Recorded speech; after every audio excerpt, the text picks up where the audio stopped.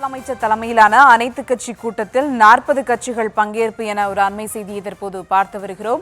மேலும் விவரங்களோடு இணைகிறார் செய்தியாளர் ராஜேஷ். வணக்கம் ராஜேஷ். அனைத்து கட்சி கூட்டத்தில் 21 கட்சிகள் புறக்கணித்திருப்பதாக ஒரு அண்மை செய்தியை பார்த்தோம். மேலும் விவரங்கள்.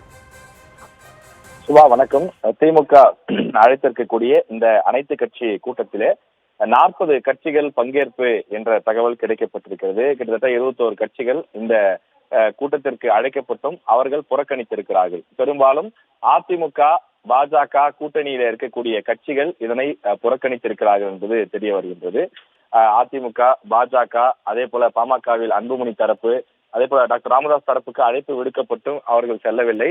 ஒரு சிலருக்கு அழைப்பை கொடுக்கவில்லை. அதாவது அதிமுக பாஜக பாமகவினுடைய அன்புமணி ஆகிய தரப்புகளுக்கெல்லாம் இந்த அழைப்பை கொடுக்கப்படவில்லை. ஏனென்றால் அவர்கள் இந்த சார் என்று சொல்லக்கூடிய வாக்காளர் சிறப்பு தீவிர திருத்தத்தை ஆதரிக்கக்கூடிய கட்சிகளாக இருக்கிறார்கள். எனவே அவர்கள் ஆதரிக்கக்கூடிய நிலையில அவர்களை இந்த கூட்டத்திற்கு அழைப்பது வீண் என கருதி திமுக அழைக்கவில்லை என்று தெரிகின்றது.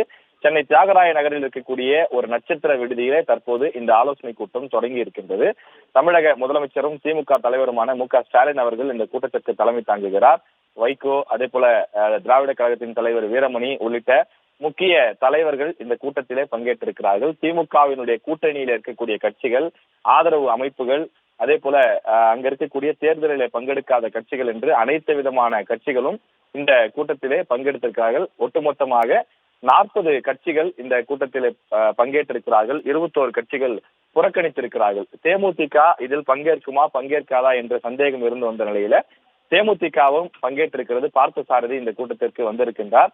அதே போல ஏசி சண்முகம், பாரிவேந்தர் உள்ளிட்டோரெல்லாம் இந்த கூட்டத்தை புறக்கணித்திருக்கிறார்கள். நாம் தமிழர் கட்சி, விஜயினுடைய தமிழக வெற்றி கழகம் ஆகிய கட்சிகளும் பாமகவில் ராமதாஸ் தரப்பிற்கு அழைப்பு விடுக்கப்பட்ட நிலையில் அவர்கள் இந்த கூட்டத்தை புறக்கணித்திருக்கிறார்கள். அதே நேரத்தில் தமிழக வெற்றி கழகம் தனியாக ஒரு அறிக்கையும் வெளியிட்டிருக்கின்றார்கள். இந்த கூட்டத்தை பொறுத்தவரையில ஒரு திமுக மற்றும் திமுகவினுடைய ஆதரவு கட்சிகள் பெரும்பாலும் பங்கேற்று தற்போது இந்த கூட்டம் தொடங்கி இருக்கின்றது.